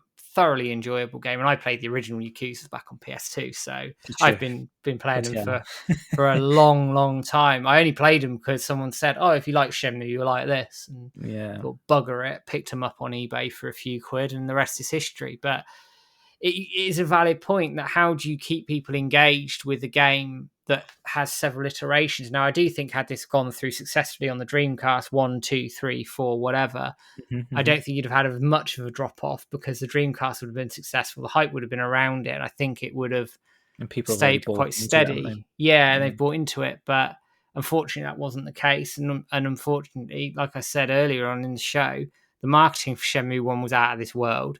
The marketing for the anime was excellent as well, but the marketing generally for Shenmue otherwise hasn't been great. And I think that is a contributing factor to it. Shenmue 1 and 2 HD had better marketing, but it had its Mhm. own issues, which we'll come on to in a bit. Well, we can go straight into it, Matt, because my next song is for the start of Shenmue 3. So Well, unless you've there got a we song go. choice you want to pick, I'm happy to go for it. Fuck. What did I choose last time? I don't know this. Balls to it. Three. I'll go straight into it. Fuck it. Okay. Right. So on that bombshell of poor marketing, we'll go straight into Shenmue 1 and 2 HD. This is obviously off the back of the Shenmue 3 Kickstarter as well, and Shenmue fans campaigning for Shenmue 3 and Shenmue HD and all the rest of it. Mm-hmm. So there was a preview kicking around and Well, some we watched tweets. that press conference, didn't we? Yeah, That was and my then first. Did we even know that was going to happen? I think we had a. Did we have like a tweet from Sega that was like kind of obvious but still yes, easy? there was a tweet called "Huge Announcement for Sega Fest 2018," and they talk about we've got a huge announcement, and someone says, "Is it Shenmue HD?" and they go, "It's huge." Yeah. Okay. Oh, mate, yeah, Fez. We were on about this the other Yeah. day. Like, I'm gutted that this Fez thing's kind of stopped. I assume because of COVID, because it was so exciting for a Sega fan, especially since the first one. I think this was the first Fez event had Shenmue 1 and 2 at it. Yeah, it was You mad, know, and it was a massive announcement. And I think the Mega Drive Mini was at that one as well. It was like a lot of really enthused. You could feel Sega trying again at the show. I got a lot of excitement from that first Fez show, and then the second Fez show, and I think they may have done three. I want to say three of them, but yeah, maybe two. I'm not 100%. 2018, 19. I think they did 20. Did they do a 20? Did they do it? It may have not happened. It may have May not been have happened. just as COVID hit. But All anyway, right. Either way, I hope they come back. we got that tweet, and it basically gave it away that Shenmue was coming back. And we got some previews come out of it. Polygon talked about it a little bit. In April 2018, it said that the Sega were calling the 1 and 2 re-release the definitive version of the classic adventure with modernized features like scalable screen resolutions, modern or classic control schemes, which weren't quite what we thought. You can use the analog stick, but Rio still remains his clunky Shenmue self. Tank style. I know that Yeah. was one of the. If you go back to that, one of the first IGN articles, one of the questions they asked him was like something about. Oh, I think he was saying what. I think it was that BBS stuff when you were reading that bit about the BBS forums. People, one of the complaints was people were saying like they'd like to use the thumbstick rather than the D-pad to control Rio. So obviously that didn't happen back on the Dreamcast days, but fast forward to 2018, Yeah. and you can finally use the joystick if you want, or the analog stick rather. And do you know what? When I play it, I find I switch between the two. Oddly, I don't know why. It's just the way I play, clearly. But I I swap think you've between the got that two. sort of like muscle memory from playing Shenmue that you want to use the D-pad, but then you've also got like the last 2 decades or whatever of gaming where you've been forced to using analog sticks. So you Yeah, it's probably a bit of that, and yeah, I a bit of think both. Yeah, I don't mind. It's fine. I don't have a huge issue with it. It's just something I just sort of realised. And then Polygon, again, June 2018, start talking about who's doing the ports. They give a bit of detail that the Shenmue 2 release is based on the Xbox version rather than the Dreamcast version because of technical reasons. And it offered more features for the graphics, improved anti-aliasing, some other bits and pieces as well, which I can understand. And it was probably easier for them to port Shenmue 2 because it was, I think, built slightly different. I think it's built in C, if I remember correctly. But Lemon will be shouting, I'm going to hear Lemon shouting at me, going, "It's something else! It's something else!" Never I do mind. remember a few complaints about like the MIDI tracks or something like the Yeah. music, and obviously they messed up the compression on the voices a little bit as well, didn't they? There's that Well, fan mod this, for the PC, which is a yeah, shame. and this sort of comes into some of the reviews actually that they say, like, I mean, Ezra in IGN Japan says it's a masterpiece. It's not for everyone. It's a shame because with a more solid port, more tweaks here and there, it could have been a package recommended to all. Now, I want to go on record here that I think D3T got a lot of shit that probably wasn't necessarily all their fault. Um, I think they had to work to a very tight timeline to get this game out. We know for a fucking fact that they had to translate a lot of the source documents from Japanese themselves, so it didn't look like they got a lot of help from Japan, and they had no real proper source code. Like I don't know, they didn't have access to all the archives, from what I understand. So they had a really difficult time, and they were doing the cancelled remake. So how long did they have between the cancelled remake and starting up the project of getting this through as an HD sort of re-release job? Some decisions though were really weird. Let's not beat around the bush here. The music, the way it was done, and the voiceovers, straight up, Resolution. yeah, straight up should not have been had to have had fan patches to fix. I don't want to sound like I'm being an arsehole here, but it shouldn't have done. It should have been treated with the care that it needed. Maybe there were decisions behind the scenes I don't know about, but I'm just going on what I think at this point. And I don't want to sound like I'm having a go at D3T because I think they did pretty good job overall, and I do think it was rushed out. I do Yeah. think it was rushed out because you look at the bugs thread we had on the dojo when it came out in August 2018, it was massive. And I Mhm. just think with a little bit more care, it could have been not the same necessarily defining moment in Shenmue history, but it could have been handled better, quite Well, we kind of frankly. know they were rushing because there was that day one patch as well, wasn't there? Yeah, If you massive played day it, one patch I on think it. they had the game maybe a day or two early from Shop 2 or something, and there was like weird camera glitches where a cutscene was playing out, but the camera was stuck somewhere else. So, the day one patch fixed all that. I'm gonna probably destroy a relationship with Sega here, but Sega have had a history of doing this sort of thing, haven't they, with Were they remasters and panicking because of the re-releases? third game, do you think? I They needed it to be a certain amount of time before the third I game? don't know. I don't know. I think the third game Kickstarter showed that there was a market for this, and they thought, right, we'll get some of it. I get it. From a business sense, it makes a good call. But when you start thinking about other games that Sega have re-released, I'm thinking of Sonic Origins. That had a bunch of bugs that needed to be patched day one, and is still being patched to this day. The ideas behind these sorts of things are fantastic. I just wish they were given a bit more time to cook. I really do, because games like Shenmue, Sonic, they're defining. They deserve that care, in my opinion, and I don't think we quite got enough of it. But on the flip side, the Shenmue 1 and 2 HD ports are perfectly playable on PlayStation, Xbox. The definitive experience is on PC with the fan patches, quite honestly, with you. And the reviews pretty much line it up. In saying that, I mean, it's getting solid 7s and 8s out of 10s across the board. Someone gave it a 5.5 Destructoid, but I don't really care what they think because they talk out their ass. Yeah, I'm not Um, a fan of them either.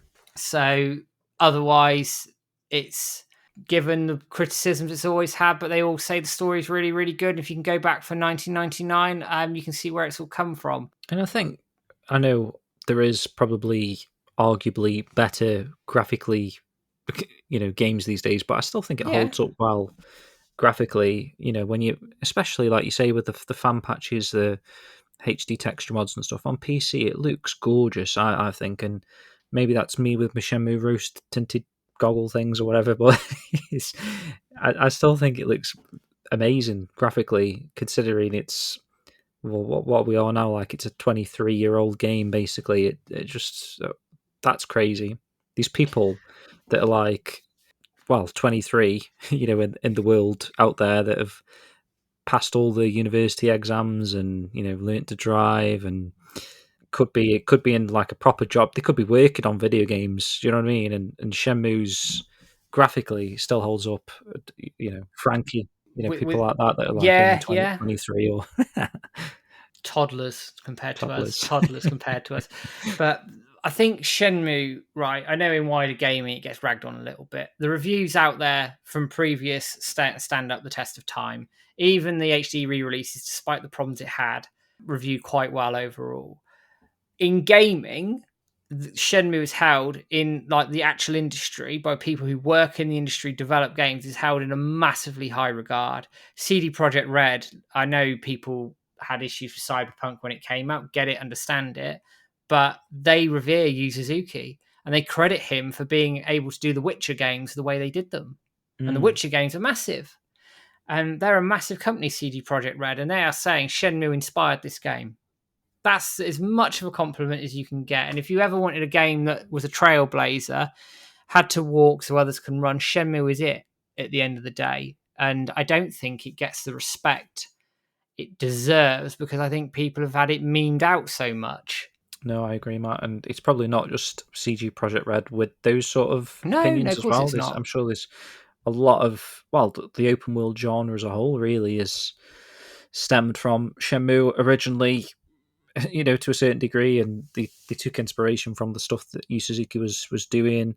Even, like we mentioned, Yakuza, how they got the arcade machines you can play Sega titles. That's obviously, an idea that came from Yu Suzuki Shenmue. It's not something that they've, it's a coincidence in it. You can play Hang On and Yakuza. So these games and companies, and I know that's a Sega property, so that's probably not too to talk about kind of thing, but there's definitely other companies that probably started creating games because they were so inspired by Shenmue. And these fans out there, Matt, that taking the game development things aside, these people that have moved and are living in Japan now because of Shenmue.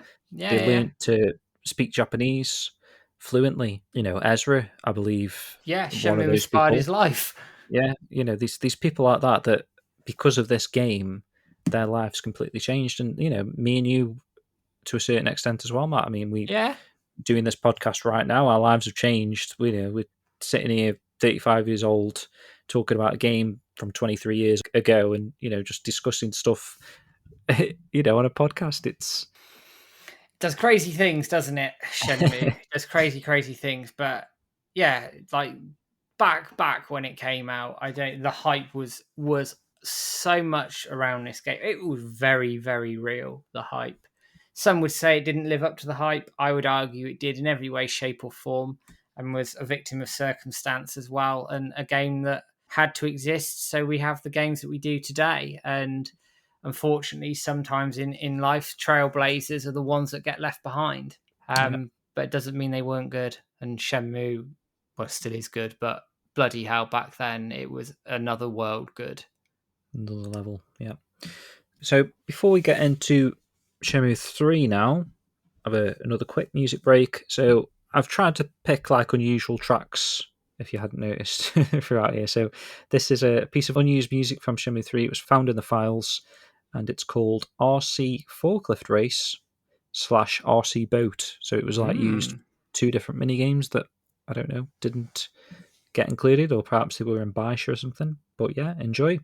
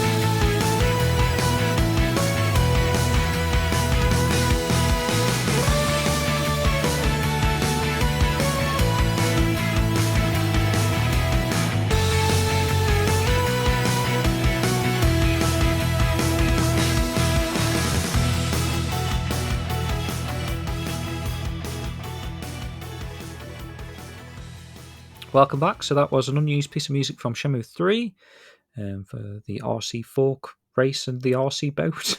Okay. So, Matt, Shenmue 3 stuff, what you got? Yeah, well, this is what I'm going to sort of say ahead of this is I won't go too much into the preview stuff because we covered a lot of it in previous episodes around the Kickstarter, the media madness, and all the rest Yeah. of it. So, in terms of previews, they're all out there. Listen to the media madness episode; most of it's in there. I will Mhm. talk a little bit about the 2017 trailer, which got hammered for the Dead Eyes stuff and people acting like it was a final game. I'm sorry, you're stupid. It was never going to be a final game at that point. Everybody knew it, but the media just ran away with it. But I'll ignore that for the sake of going into the reviews. So, Fair enough. Shenmue 3 reviews. Mixed is the way it was received by the gaming media.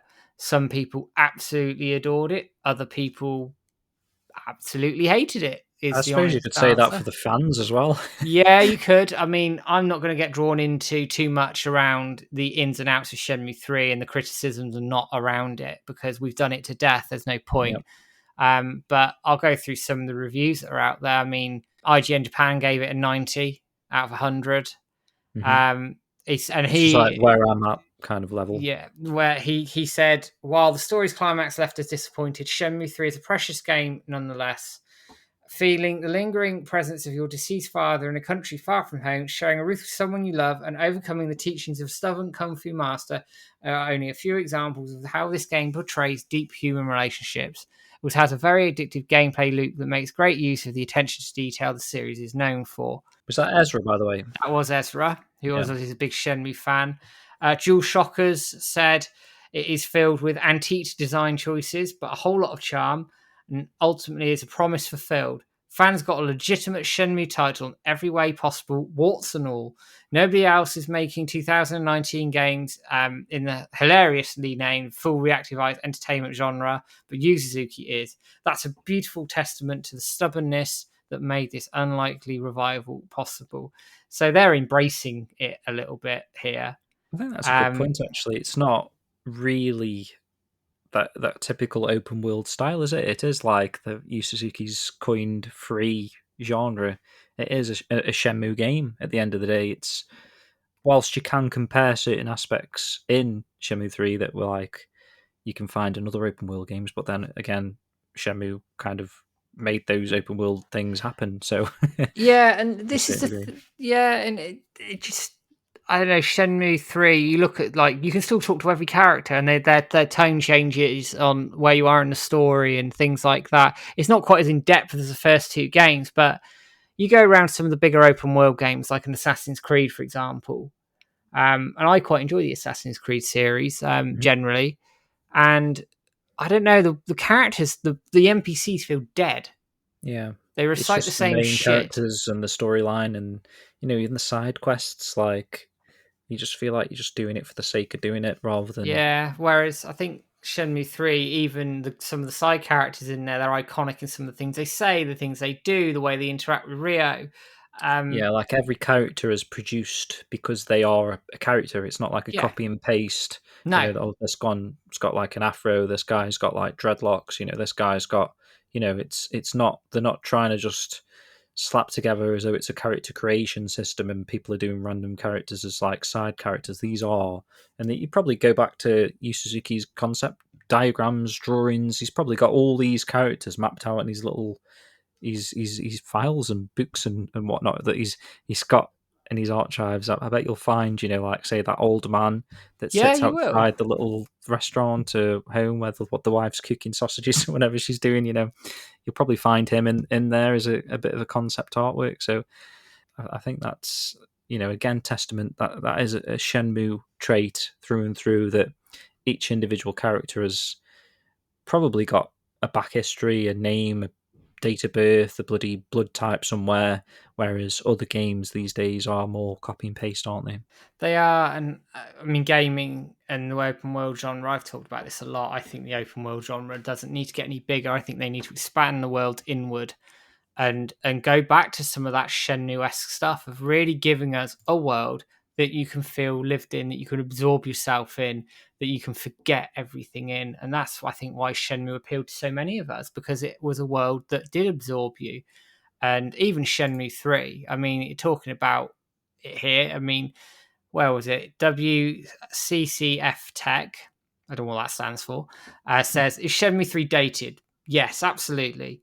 But the game proves that most genres, open world adventures, still have a thing or two to learn from the past. Shenmue 3 isn't always as player friendly as it could be, but its lively, uniquely handcrafted world is truly absorbing. Here's hoping this isn't the end of Ryo and Yu Suzuki's epic journey. And that sums it up, really, doesn't it? That despite the criticism of Shenmue 3 and the story, and I'm going to have a look at some of the other mixed reviews very quickly. Like, have you got any from like Metacritic or? I've got a few dotting around from Metacritic. I mean, Easy Allies gave it a 7 out of 10.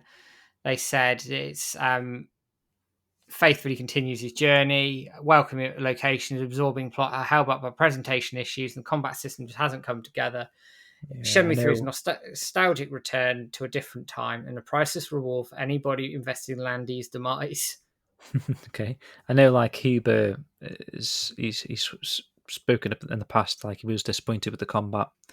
That wasn't like the best feature for him, but you know the rest of the game was Shenmue through and through. So yeah, was that him rating that? I think it was, yeah. Yeah. It does sound like him. Edge magazine gave it 6 out of 10, saying the overriding sensation is 18 years of waiting later, this is not the game we had dreamed of. And despite the areas in which it clearly struggles, Shenmue 3 does ultimately leave us wanting to see how those plot developments are resolved and take our virtual tours into a new frontier. Whether we and Hazuki will get that opportunity, we'll see. And I think that's probably a fair point. Actually, I mean, I've said this several times publicly with Shenmue 3. I think we can all agree the story wasn't done the way we'd like to have been done. We know the ending was changed and cut to get the game out. So I don't know what that was originally entailed for. But I think the biggest compliments I can give Shenmue 3 is, number one, it's been successful in relaunching the franchise. We've got an anime out of it. And the bloody franchise is alive. For the first time in 20 years, it is alive and kicking, and people are aware of it again. And number two, it felt like a Shenmue game.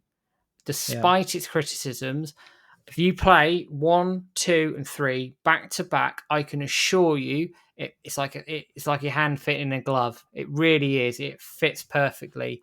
So I'm not glossing. I probably am a little bit. I'm glossing over some of the criticisms around it because, quite frankly, I'm bored of talking about them. Yeah, but you've also got people that have found the series through the third game. I know there's a couple of articles in Shenmue World 2, issue 2, actually, like Seamus Callie.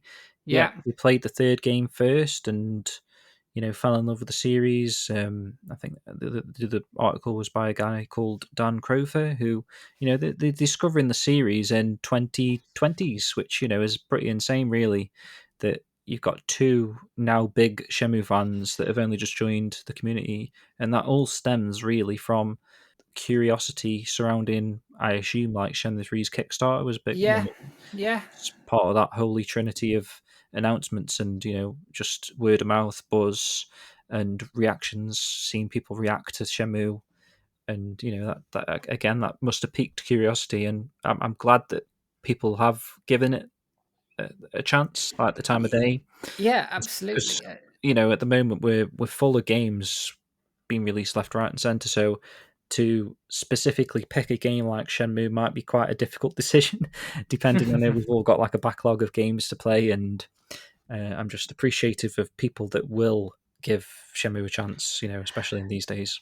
And actually, I think the fan base generally, take the gaming media out of it, who I think have come used to the standard modern conventions that gaming open world does these days, for better or worse. I do think as fans, I think as a fan base, as a community, I think we're always likely to be harsher on it than a newbie coming in for the first time. I think of Pixel Cats and her streams back when she was streaming Shenmue. She did Shenmue 1 to 3 pretty much back to back, didn't she? Yeah. And I vaguely remember her streams. And while there were some issues that she had with Shenmue 3, she didn't see what the fuss was about. She was quite open in saying she quite enjoyed it. Yeah, I think that's the thing, isn't it? You know, she's played through the first two games for the first time, and Shenmue 3 probably feels like a much more modern Shenmue. At that, coming off there, we had that amount of time where playing those original two Shenmues to death. The Shenmue 3. Yeah. Although it is a continuation, it's not the continuation we were kind of expecting to a certain extent. Whereas someone's been given 3 games in front of them and played them back to back, they haven't had that time to that 15-year wait to think of all these different things and see how design how they want a Shenmue 3 in their heads before it's even a thing. It is a thing, so they just get stuck in and play it, and you probably appreciate the experience a bit more like that. Like you say, that Pixel Cats, she I think she struggled a little bit with the controls at first in the first, which is understandable, I suppose, in 2022. So by the time she got to Shenmue 3, I'm sure she was full on Shenmue gaming. Yeah, I mean, watching her streams, she seemed to quite enjoy the games, and it's definitely been converted to the series, and I think it can do. I do think there is probably an element of people out there who, if they just gave it a chance, might be pleasantly surprised. But in this day and age, to give a game a chance, as you've just alluded to, is really difficult when you've got so much choice out there. You're not necessarily going to go for something that you think, oh, I may not like that. You're going to go for something you know and like, because especially when, as adults, our gaming time is harder to get hold of these days. So you take less risks, but then gaming takes less risks as well, and it sort of feeds into this very much homogenized thing that, I don't know, I just wish games took a bit more risk. And actually, I think as gamers, we should take more risks and not listen to the stuff that comes out on YouTube and reviews and go, do you know what? Do I like the look of this game? Yes or no? Right, I'm going to buy it and see what I think. I know money's difficult and we will have lives, and the cost of living crisis is obviously a factor in that as well. So don't take me wrong that I'm not acknowledging that. But I do think back in the day when we were kids growing up and sort of in our early 20s, we used to look at a game and a box art and go, I like the look of that. I'm going to play it. Why the hell not? But I don't think we do that anymore. And it's a sad part of gaming. I think we lost that. Well, like we spoke about earlier, Matt, these people going to a 5,000 attendance show and they don't even know what the game is that they're about to see. That's like us walking into a store, looking at a box. That's like us picking up a Dreamcast magazine and just being allured to Shenmue from the graphics. We don't have a clue what the game's about realistically or how it's going to play until you actually buy the game and you're playing it. I don't think there was, at least in the West, obviously they got watch Shenmue, they could sample the gameplay a little bit. But until we stuck that disc in that we just paid 40 quid for, you've got no idea there wasn't a demo for Shenmue. There was like video footage on demo discs, but this was the first time people were actually experiencing the game. So that is like say, a different era where people have I don't want to say the spoilt, or I'm sure there's a better word for that these days, but you've literally seen half the game before you buy it these days, haven't you? Before you've made your mind up to buy it, you've watched people, streamers playing it, whereas back then you picked up a strategy guide, didn't you? Do you know what I mean? A game and a strategy guide. Yeah, it's harder these days as well to avoid being spoilt with games, because social media's out there and all that access is out there as well. I think it's harder to have that experience that we had, and I crave it. Actually, I miss things like going to a shop, looking at, oh, I really like that, and grab it. And even if we had these magazines reviews that you were trusting, kind of like someone that you're into your official Dreamcast magazine or your DC UK's, perhaps you trusted their reviewing and say they gave a game a 7 out of 10, maybe that would put you off. Whereas these days you've got so many people on Twitter saying like, oh, it's shit, this is shit, this looks shit. You just in Twitch chat when there's like a Gamescom or a press conference, and everyone's like, sleepy things, and where the real games, so there's all this kind of feeding off onto people, and people are making their minds up based on this criticisms. Whereas, like say, we had that beauty where you'd go into a shop, pick up Pen Triathlon, that's arguably a bad game, but I actually thoroughly enjoyed, and it's one of my favorite Dreamcast games. It takes that to be a fan of something. Really, you need to like. It does. Get over the line. You need. I think gamers, and we're going a bit off topic here, but I think gaming as a whole, as we do, gaming as a whole, I think there's too much of people just going off of what other people are saying, right? And it's too much of this sort of group mentality around a 7 out of 10 game's rubbish, for example, and which is Shenmue 3 is a 7 out of 10 game on average, pretty much. Yeah. Right. So you've got Shenmue 1 was like a 9 average, Shenmue 2 maybe like an 8.5. Yeah. Going off those scores, and then you come to Shenmue 3, which is a 7. And actually, was it review bombed at the start as well? It got hammered, review bombed by user reviews about Epic. So equally, it got review bombed at the other end as well. Exactly. So it could be slightly higher in terms of like the people that actually fucking played the game. Yeah, I know. Complain, but I mean, this happens in all things on Metacritic. I mean, Last of Us got battered on there for user reviews and things like it, and people complaining about it. And it's with the best will in the world, right? With games, you're there to enjoy them. You don't have to like a game. You don't have to dislike a game. Just go and play games and bloody enjoy them and take a chance. And take a chance on a game like Shenmue, because these sorts of games are genre defining. They stand the test of time. And quite honestly, there's nothing like them. And in a world today where so many games are so similar, go a bit left field because you won't be disappointed. And there's a reason why so many of us have Shenmue as like their all-time favorite game of all time. You know, it takes a game to be at the top of people's lists like that. So there must be a reason behind that. So Matt, we've kind of come to an end here. We're not going to touch into the anime. No, we'll leave that separately. As a side point, it's nice seeing people watching the anime who then pick the games up. Absolutely. So that's great. And I suppose in a sense we've kind of come full circle to that RGT stuff where it's like, we're at a point now where we don't want an anime to finish off the Rio and Landy fight in an hour. I'll take a season 2 that covers Shenmue 3, Shenmue 4, Shenmue 5 or whatever, in the next season 3 of an anime show, but not just a bloody 1 hour OVA or something that just concludes the series and then we've got a closure. That isn't what we want. No, thanks. I'd take no Shenmue 4 or no anime season 2 over that, quite frankly. Yeah. Things to come in the future, maybe, if we can get a Shenmue 4 season 2. I say this every episode, man, like a broken record, but obviously we've got to keep campaigning and striving towards that goal. Absolutely have to. If we don't, you will just lose the advantage. Hashtag let's get Shenmue 4, 4th of every month. We'll be streaming as well, so no doubt pushing that hard. And also hashtag Shenmue Anime 2, which with the latest news at the top of this show, has a really good chance of happening now. So let's make sure it does. And don't settle for anything less, like a 1 hour episode. Okay, guys, so we're going to close the show out now with a piece of music from Shenmue 2. This is Unused 3. Like I say, I've tried to go for more obscure titles. Maybe you haven't heard this one. It might even be in Shenmue 3. I can't quite remember without playing it again. I just picked it a couple of days ago. So that's what you're going to listen to right now. So thanks for joining us again. If you want to give us a follow, if this is the first time you're hearing the show, subscribe to your podcast catcher of choice, wherever you're listening to us right now, or if you're on YouTube, thank you. I don't know, give it a like or whatever and subscribe. And we'll be back again soon with something else soon, I would have thought, Matt, right? Yeah, I've got my holiday to get out of the way first. Oh, yeah. We're editing this before you go on holiday. Yeah.